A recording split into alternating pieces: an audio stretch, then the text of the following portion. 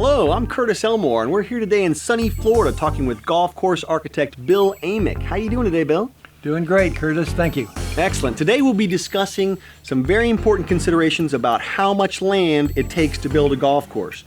First, Bill, I'd like to ask you, what are the top 3 questions that you normally get from people when they want to build a golf course? Yes, I do get 3 questions, and they are, how much will a golf course cost?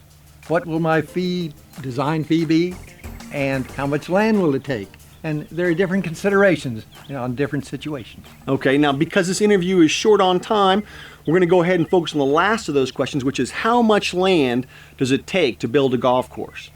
Now, Bill, I'd just like to ask you, what's the first piece of advice that you give people when they come to you and they ask you, how much land does it take? You decide whether it's 9 holes, 18 holes, what type of golf course it'll be. And you look at the land, too, because some have good characteristics and then others are not so good. So you have to fit the golf course to the land. Okay. Now, we've all seen on TV when the pros whack a tremendous shot down a beautiful fairway like this one behind us on, let's say, an 18-hole par 72 championship course. How much land are we talking about to build a course like that? That type of golf course takes 150 to 185 acres. And that's because the men pros hit the ball so far. So that is about 60 to 75 hectares. Okay, and what if a group doesn't have quite that much land and they want to build a slightly shorter course or a slightly smaller course? Are there options for them as well? Certainly. 9 holes instead of 18.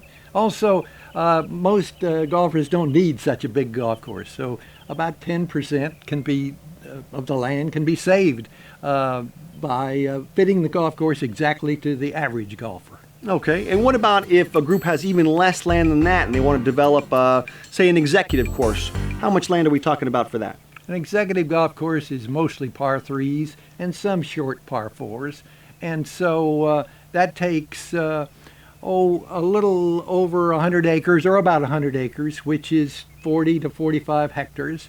And that works out good in some situations. Okay, and what about even less land than that? For example, a pitch and putt layout. What are the options for that?